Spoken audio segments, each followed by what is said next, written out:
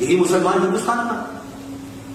फलस्तीन के अंदर गोली चल जाती है, पूरे देश के मुसलमान के पेट में दर्द होने लगता है, और इतना दबाव बनाते हैं आप इस देश के ऊपर कि इस देश की फॉरेन पॉलिसी बदल जाती है कि आप इजराइल से संबंध नहीं रखते, और रखते हैं तो चुपके चुपके रखते हैं, खामोशी से रखते हैं, मुसलमान नाराज ना हो जाए। अरे इस देश का मुसलमान हिंदुस्तान के हक में सोचेगा या इस पर सोचेगा कि किससे संबंध रखने चाहिए नहीं रखने चाहिए? क्या कभी इस देश के हिंदुओं ने कहा कि श्रीलंका से संबंध रखने चाहिए नहीं रखने चाहिए? भारत की फॉरेन पॉलिसी को लगता है रखने चाहिए तो ठीक है, नहीं रखने चाहिए तो गलत ठीक। लेकिन ये तय कौन करने वाले होते हैं? कुछ लोग तय करेंगे कि इजराइल के साथ संबंध रखे जाए या नहीं रखे जाए। लेकिन अब दर्द क्या है? अब दर्द यह है कि इजराइल से संबंध ही नहीं है, वो खुले में घूम रहा है, मोदी मेरा भाई, मोदी मेरा भाई लेकर के ये यहां बुला रहा है मेरा भाई मेरा भाई मेरा। और इसका प्रमाण देखिए, मैंने कहा कि एक बार हिम्मत तो कीजिए भाई, 700 साल के बाद आपको अगर थोड़ा सा भी एहसास हो गया है तो थोड़ी देर और उस एहसास को बढ़ाइए कि जब आप ये सोच के कोई काम नहीं करते हैं कि कौन नाराज होगा और कौन खुश होगा, उसका परिणाम क्या होता है। 25 साल से संबंध थे भारत के इजराइल के साथ में, कभी देखा था भारत के प्रधानमंत्री को जाते हुए? कभी देखा था वहां से कोई यहां आता है? इन्होंने क्या किया, ये गए, सार्वजनिक किया, खूब घूमे, जो नहीं देख पा रहे थे वो आवाज से देख पा रहे थे, यहां भी लाए। उसका अंजाम यह हुआ कि जब ये भारत लौटे तो पिछले कई सालों से अरब और इस्राइल के बीच के संबंध खराब थे। वही लोग जो भारत की फॉरेन पॉलिसी हिंदुस्तान में मुसलमान वोट बैंक के दबाव में इजराइल से संबंध रखने और उन्हें उजागर करने से डरते थे, वहीं से एक आवाज आई कि सिर्फ अगर पूरी दुनिया में कोई लीडर है जो अरब और इस्राइल के संबंधों को ठीक कर सकता है, उसका नाम है मोदी। ये हिंदुस्तान ने नहीं कहा, ये हिंदुस्तान के मुसलमानों ने नहीं कहा, क्योंकि हिंदुस्तान का मुसलमान सिलेक्टिव है, एजेंडे के तहत बात करता है। ये दुनिया के बड़े बड़े मुसलमानों ने कहा कि आप ही कर सकते हैं बात, क्योंकि आपके रिश्ते अच्छे हैं। ये सोचा था कभी आपने? इसलिए जो अंदर है वो यहां हो और वो यहां हो, जिस दिन ये होगा सब आपको सलाम करेंगे। अपनी हिम्मत तो दिखाइए। हम कितने भी बुरे हो जाएंगे, हम कितने भी खराब हो जाएंगे, तब भी हमारे धर्म का कोई ग्रंथ, हमारे इतिहास में कोई हमको ऐसी चीज नहीं मिलती है जो हमें इस बात की प्रेरणा देती हो, इस बात की इंस्पायरेशन देती हो कि हम किसी गरीब को मार दें, हम किसी कमजोर का गला काट दें, और किसी से अपना धर्म बढ़वाने के लिए कि तुम हमारे धर्म में नहीं आओगे तो तुम्हारा कत्ल वाजिब है, हमारे यहां इसकी प्रेरणा ही नहीं है। हिंदू कुछ नाराज हो सकता है, कुछ लोग मारपीट कर सकते हैं, लेकिन वो धार्मिक प्रेरणा इस सोच में, संस्कृति में नहीं है जिसके चलते हिंदुस्तान में हिंदू टेरर नहीं हुआ। जिन लोगों को बड़ा शौक है ये टेरर का खेल खेलने का, Hindu terror Hindu terror Hindu terror, मैं उनसे एक बात कहता हूं, अभी हिंदू पॉलिटिकल टेरर देखा 2014 के बाद?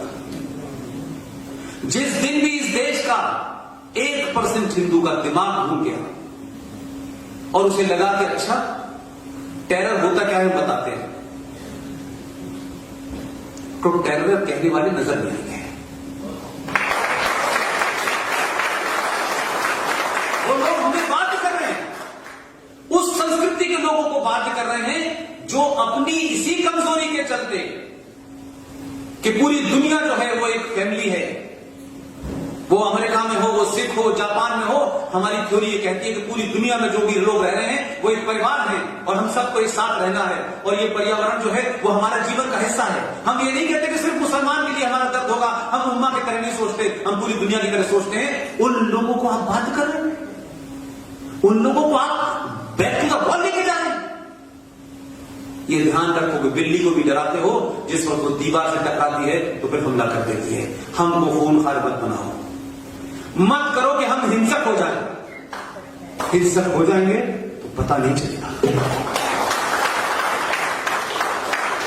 जम्मू कश्मीर के आर्टिकल 35A के बारे में एक बड़ी कामयाबी सिर्फ इतनी है कि जब आप लड़ते हैं, मैं इस बात को एक एक्सपेरिमेंट के तहत कहता हूं कि हम लड़े, ईमानदारी से लड़े, ठीक है हमारा एक साथी खोया, लेकिन हमने पूरे देश में जा जाके, क्योंकि जब हमने कोर्ट में डाला तो हमको पता चला कि लोगों को पता नहीं है, फिर हमको लगा कि हम अपनी लड़ाई कैसे लड़ेंगे, ना तो हमारे पास साधन थे, ना पैसा था, ना सत्ता थी, न कोई हमारा साथ नहीं दे रहा था। तब हमने कोशिश की कि हमको अपने पैसे से जाएं, कोई बुला ले तो हम वहां जाएं। 50 लोग मिलते थे, 20 लोग मिलते थे, अब हम 2 लोग रह गए हैं, वही दिन भर लगे रहते हैं। उसका परिणाम ये हुआ कि आपकी वर्तमान सरकार जो केंद्र में है, उन्होंने अपने मैनिफेस्टो में सबसे ऊपर लिखा है कि आते आर्टिकल 30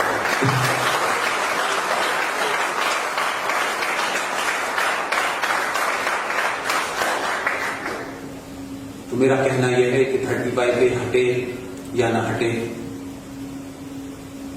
लेकिन देश जात क्या है, और वो अब 23 मई के बाद सवाल पूछेगा। 23 मई तक कोई सवाल नहीं पूछना है। 23 मई तक जो हो रहा है होने दीजिए। 24 मई से सवाल पूछिए कि मैनिफेस्टो में जो लिखा था वो पहले करो, बाद की बात बाद में होगी। लेकिन हम उसकी एक छोटी सी बात करके, क्योंकि 2 पर्ची आने के बाद तो हट जाना चाहिए, नहीं तो ये कहेंगे कि साहब ये आदमी जाएंगे। हमने गलती करी इसको बुला करके यार, और ये भी नहीं जा रहा है ना हमें जाने दे रहा है।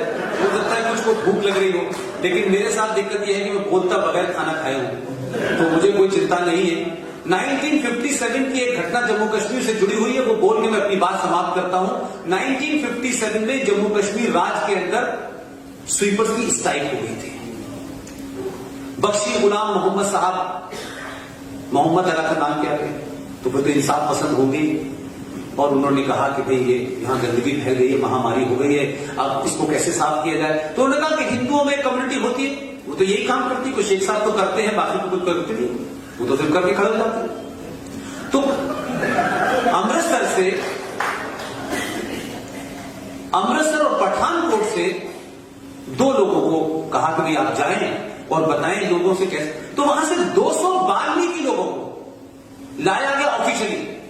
मैं ये दूसरी घटना बता रहा हूं उन लोगों को जो कहते हैं जय भीम और जय भीम, जो दलित मुस्लिम की भाई भाई की बात करते हैं, जो जोगिंदर नाथ मंडल की कहानी बताने से डरते हैं। आप लेके आए वो 200 लोग की गिनती आज की डेट में 2.5 लाख है। उनके साथ 2 बड़े इन्होंने जुर्म किए हैं। दुनिया की मानवता में इसका कोई सजा नहीं हो सकती। जितनी कम सजा दे उससे बड़ी सजा हो सकती।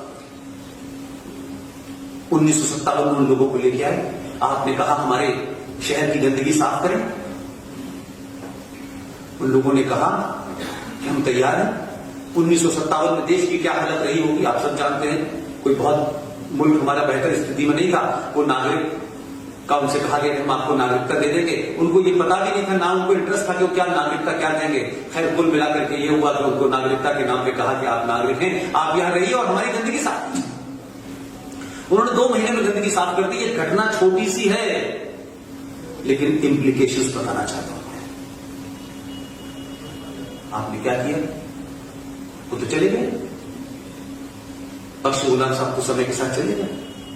हम जैसे पागल से कुछ लोग टकरा गए। 35 डे के सिलसिले में जब घूम रहे थे तो कुछ लोग मिले हमसे, तो हमको तो पहले तो यकीन ही नहीं हुआ कि इस दुनिया में ये भी हो सकता है। लेकिन यही एक हिंदुस्तान है जहां कुछ भी हो सकता है। आपने क्या किया कि जम्मू कश्मीर के संविधान में इसको इंडेक्ट किया, और उन दलितों से क्या वादा किया नहीं वादा किया मुझे नहीं पता, लेकिन सच्चाई जो सामने आई है वो आपके सामने बता रहा हूं। और अभी सुप्रीम कोर्ट ने सेपरेट एप्लीकेशन सुनी है। दीपक मिश्रा के सामने हमने उस कागज को कहा कि मान्यवर आप इसकी तरफ सुन लें, तो उनको पता ही नहीं था कि ये भी घटना घटी हुई है। क्योंकि सुप्रीम कोर्ट तो बिजी है, महाकाल में पानी कितना चढ़ेगा इसमें। सुप्रीम कोर्ट को तो दही हांडी की लंबाई नापने में लगी हुई है, उसको तो कहां कर सकते। तो उसमें उन्होंने क्या हरकत की कि जम्मू कश्मीर के संविधान में एक एग्जीक्यूटिव ऑर्डर पास किया 6.7.8.9। उस ऑर्डर में क्या करके गए, जो वहां निजाम मुस्तफा बसाना चाहते हैं, जो कहते हैं कि मुसलमान सबसे सुप्रीम अखलूकुल मखलूकात है, यानी supreme creation of the God है, उसमें कोई आपस में एक दूसरे में फर्क नहीं हो सकता। आपने क्या हरकत की, क्या झूठ उनको बता के गए कि हम आपको नागरिकता दे देंगे, क्योंकि आपने वादा किया लेकिन लिख के नहीं गए। लेकिन जम्मू कश्मीर के लोगों की नफरत मैं कह रहा हूं, ब्राह्मण से भी नहीं, ठाकुर से भी नहीं, उन दलितों से, क्योंकि वो भी हिंदू थे। उस एग्जीक्यूटिव ऑर्डर में यह लिखा गया आप जम्मू कश्मीर राज्य में रहिए, नौकरी करिए, पढ़िए, सब कुछ कर सकते हैं आप। लेकिन ये एग्जीक्यूटिव ऑर्डर ये कहता है कि आप एमबीबीएस की पढ़ाई करें, आप इंजीनियर की पढ़ाई करें, आप एमबीए की पढ़ाई करें, लेकिन जम्मू कश्मीर राज्य आपको सिर्फ एमबीए की नौकरी देगा। ये लिखित में उस कॉन्स्टिट्यूशन में लिखा हुआ है, ये उस कॉन्स्टिट्यूशन के मानने वालों में लिखा हुआ है जो कहते हैं कश्मीरियत, जमहूरियत, इंसानियत, जो निजाम मुस्तफा में कहते हैं सब बराबर है, जो पाखंड करते हैं जय भीम और जय भीम का। बात पे ये एपिसोड उनको निकालना चाहिए था, उत्तर प्रदेश में मायावती को निकालना चाहिए था, ये नहीं हुआ। हमने अपनी चुप्पी से भारत के संविधान में 50 में ऐसे फ्रॉड हैं कि अगर हम लड़ते भी रहेंगे तो कम से कम पुष्पेन को 20-25 साल और लगेंगे। मैं रहूंगा या नहीं रहूंगा, लेकिन बहुत से मुद्दे हैं जो आपको उठाने चाहिए। आपने मुझे बड़ी शिद्दत के साथ सुना, पता नहीं जो आप मुझसे सुनना चाहते थे वो मैं कह पाया या नहीं कह पाया। कहने को बहुत कुछ होता है, लेकिन अपनी सीमाएं होती हैं। अभी मुझे शाम तक यहां रहना है इन्हीं लोगों के भरोसे। अब ये मैं यहां खड़ा हूं, इसका बदला पता नहीं कहां लेंगे ये लोग। तो मेरा सिर्फ कहना यह है कि आप लोगों ने मुझे सुना, आप इतनी बड़ी तादाद में आए, इतने धैर्य के साथ, इतने तहम्मुल के साथ सुना। एक हम लोग, हमारी टीम के लोग एक पब्लिक 24/7 के नाम से एक यूट्यूब चलाते हैं, उसमें सिर्फ 5-7 लोगों की ये स्पीचें डलती हैं। उसमें जीवी बख्शी हैं, कर्नल RSN सिंह हैं, सुशील पंडित हैं, गौरव आर्या है और पवन कुमार हैं। इन यही सारे विषय होते हैं। कुछ कुछ विषय की जानकारी को अगर समझना हो, कश्मीर को समझना हो, माओवाद को और जिहादियों के गठजोड़ को समझना हो, उसमें सिर्फ आप स्पीच आराम से सुने, आपका उस चैप्टर, उसके उस पूरे मसले को लेकर के आपके थॉट क्लियर हो जाएंगे। सारी चीजें फैक्चुअल हैं, कहीं कोई रिटोरिक नहीं है। लिहाजा मेरी आप सबसे यही गुजारिश है कि उसको जितना आगे बढ़ाएं। आप यहाँ 500 हैं, 700 हैं, 800 हैं, उसे इतने लोगों तक पहुंचा दें। एक गली गली में लोग आर्टिकल 35 की आज बात कर रहे हैं, गुवाहाटी में नारे लग रहे हैं, पटना में नारे लग रहे हैं, चंडीगढ़ में जा रहा हूं। और इत्तेफाक की बात है कि मेरी फ्लाइट कल सुबह अमृतसर है, और अमृतसर में वो लोग जो वाल्मीकि वहां गए थे, उनके परिवार के कुछ लोग मिल गए हैं। वहां उन लोगों ने रिक्वेस्ट की है कि पुष्पेन साहब को हमसे देखना चाहते हैं। मैं उन्हें अपने आप को दिखाने जा रहा हूं कि मैं हूं। That is my whole story. Thank you very much. बहुत बहुत